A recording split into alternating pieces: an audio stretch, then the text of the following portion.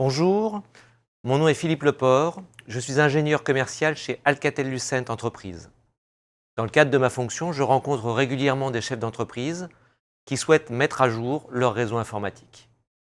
Ils sont parfois un peu déroutés par les concepts et le vocabulaire technique utilisés autour de l'offre commutateur de réseau ou LAN switch en anglais.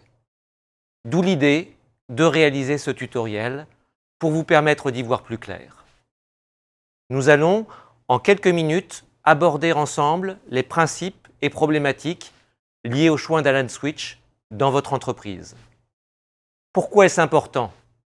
Tout simplement car c'est le cœur de vos communications. Sans lui, rien n'est possible. Voilà, je ne vous fais pas attendre plus longtemps, c'est parti.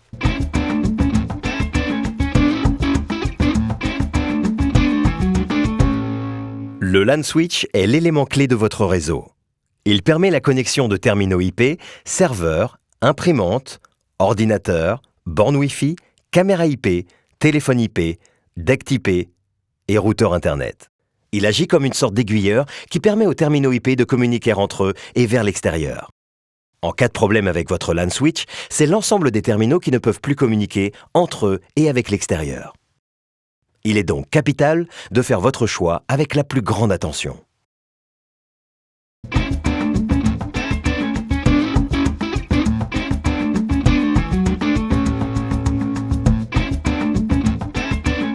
Chaque terminal IP est connecté à une prise murale RJ45. Derrière cette prise, un câble dédié rejoint le LAN switch. Celui-ci est généralement placé dans une baie dans un local technique.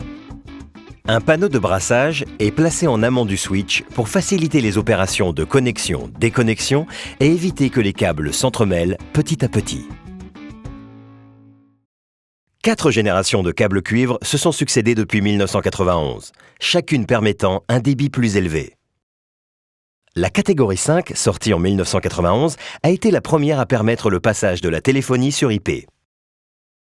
Les déploiements actuels se font au minimum en catégorie 6. La catégorie 6A permet d'anticiper les besoins futurs pour des applications toujours gourmandes en bande passante. Pour identifier la catégorie de votre câble, reportez-vous au cahier de recettes de votre installation ou allez voir les câbles en sortie des goulottes dans le local technique. La catégorie du câble est indiquée tous les 50 cm. On voit ici que ce câble est de catégorie 6A.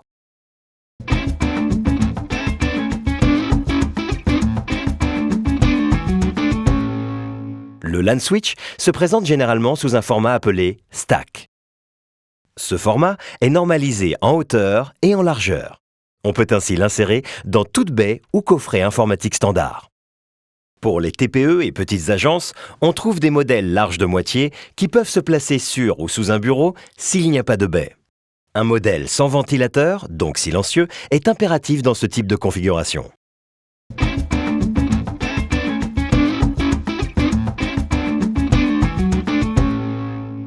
Le nombre de ports est variable d'un switch à un autre, mais les configurations habituelles tournent autour de 12, 24 ou 48 ports. Ici, vous avez 12 ports disponibles pour ce switch. Chaque port permet de connecter un terminal IP. Comme vous le voyez, tous les ports ne sont pas semblables. Il existe en effet plusieurs types de ports qui ont des caractéristiques physiques spécifiques.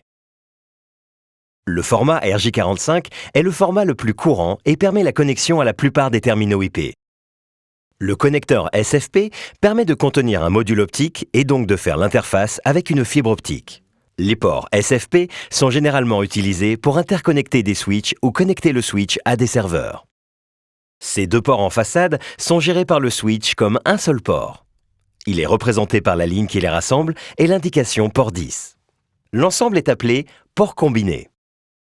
Il offre à l'utilisateur la flexibilité d'utiliser le port soit en connectique RJ45, soit en connectique SFP.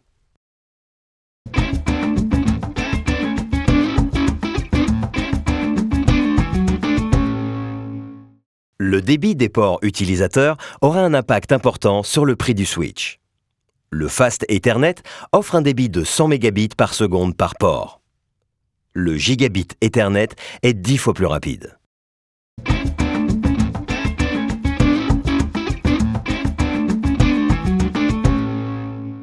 un terminal IP a besoin d'être alimenté électriquement.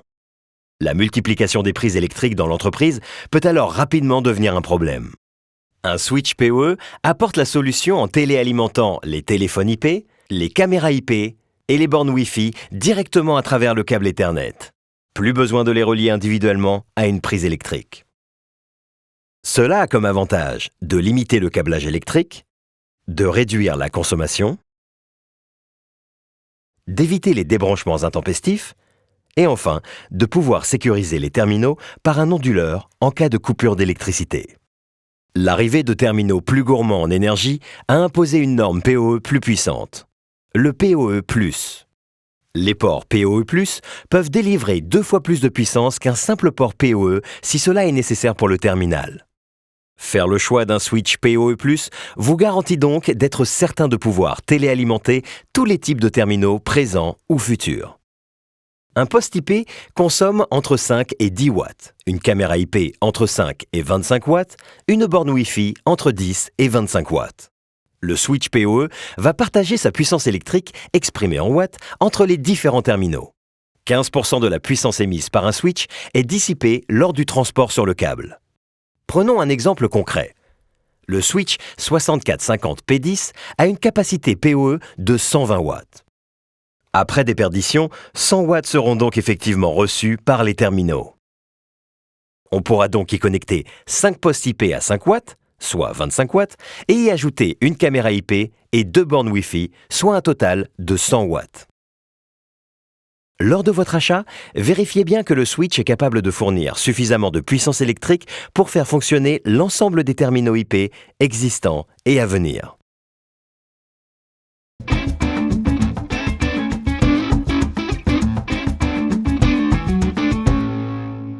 Voilà, vous venez de voir la première partie de notre tutoriel et je vous propose de faire le point avant de continuer. Vous allez garder votre LAN switch en moyenne 5 ans. Choisissez un modèle qui puisse vous suivre dans l'évolution de vos besoins dans ces 5 prochaines années. Lors de la phase de réflexion, posez-vous les questions suivantes. Ai-je besoin d'un modèle Fast Ethernet ou Gigabit? Même si le Fast Ethernet vous paraît suffisant, ayez en tête que la pérennité est du côté du gigabit. Le câblage du réseau est-il cohérent avec les performances du switch? Sachez qu'il n'y a pas d'obligation de tout faire en même temps. Vous pouvez acheter un switch gigabit en ayant du câblage catégorie 5. Il fonctionnera à pleine puissance lorsque vous referez le câblage dans 1 ou 2 ans. Ai-je besoin d'un modèle PoE ou non PoE? Il est fort probable que vous ayez un jour des postes IP, des caméras vidéo ou des bornes Wi-Fi. Vous pouvez bien sûr mixer les modèles PoE et non PoE en fonction des besoins actuels, mais ne mettre que des switches PoE a l'avantage de pouvoir rajouter un terminal IP n'importe où par la suite. Quelle que soit votre décision, vérifiez que le switch est PoE+, et prenez un budget PoE suffisant. Lorsque vous aurez pris votre décision sur ces points, vous pourrez vous intéresser au nombre de ports dont vous avez besoin et à leur répartition sur un ou plusieurs switches. C'est ce que nous allons voir tout de suite.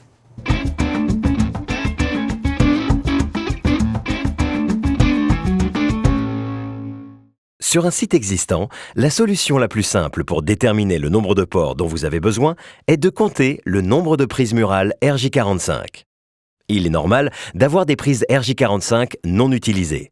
Elles permettent la mobilité des employés dans les salles de réunion, les bureaux de passage ou une reconfiguration des espaces de travail. Toutes les prises murales doivent être connectées à un port du LAN switch.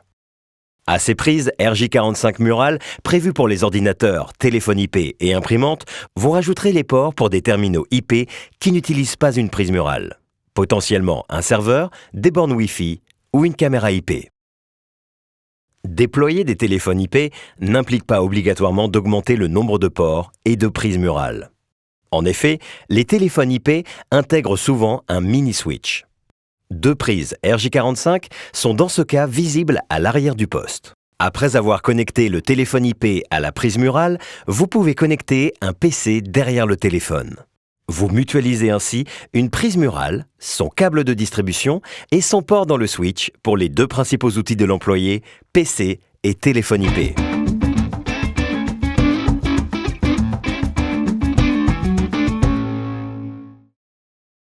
Plusieurs critères vont entrer en jeu dans le choix de votre architecture.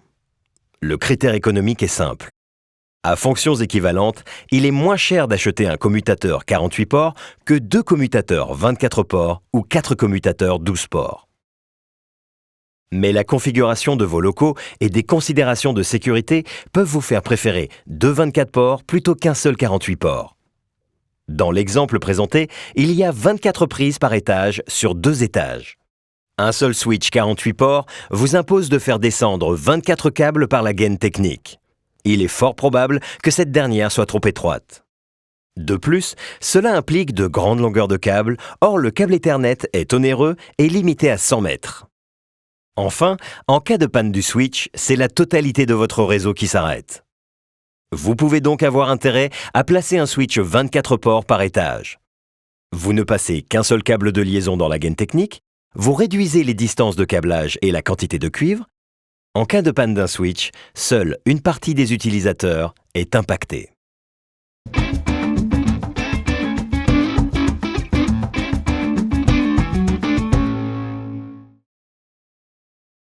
Vous avez besoin de plusieurs switches, il va falloir les interconnecter.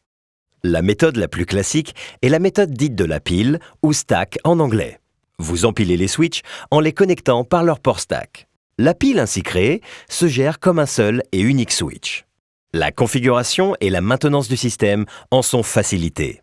Attention, évitez d'utiliser les ports utilisateurs pour connecter 2 switches. Le débit nécessaire à la communication entre 2 switches risque en effet de ne pas être suffisant. Si votre besoin en port est tel qu'une pile ne suffit plus, vous pouvez connecter plusieurs piles entre elles par un LAN switch puissant dit d'agrégation. Vous devez utiliser dans ce cas les ports uplink qui autorisent un débit important entre les switches. Pour plus de sécurité, on prévoit généralement 2 switches d'agrégation, le second jouant le rôle de remplaçant en cas de panne du premier.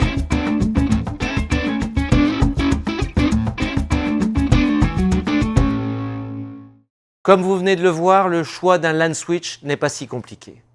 Vous avez toutes les cartes en main pour choisir un modèle qui répond à vos besoins actuels et futurs. Avant de se quitter, je vous propose de revenir sur les points à retenir. Vous allez garder votre LAN switch en moyenne 5 ans. Choisissez donc un produit qui puisse vous suivre dans l'évolution de vos besoins dans ces 5 prochaines années. Privilégiez désormais les switches gigabit ou gigabit ready, c'est-à-dire qui peuvent devenir gigabit par simple achat d'une licence logicielle. Pour les switches PoE, vérifiez qu'ils sont PoE+, et qu'ils ont un budget PoE suffisant. Si vous avez des serveurs ou des périphériques de stockage en interne, vérifiez l'existence d'un port d'uplink. Si plusieurs switches peuvent être nécessaires, assurez-vous de l'existence de ports de stacking. Pour être complet, je vous propose que nous parlions un peu budget.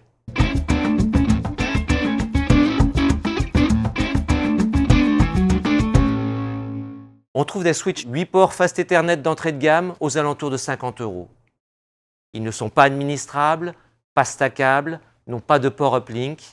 Ils ont une capacité de traitement limitée et un budget PoE faible.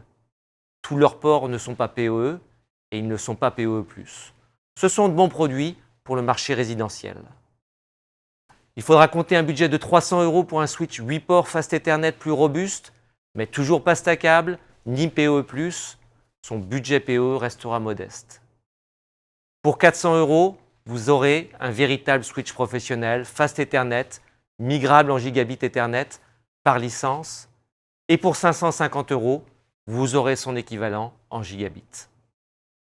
Voilà, j'espère que toutes ces informations vous ont été utiles. Si vous n'avez pas encore vu le tutoriel que j'ai réalisé sur le Wi-Fi, je vous invite à le regarder. Les 2 sujets, réseau local et Wi-Fi, étant étroitement liés. Merci encore de votre attention et je l'espère à bientôt.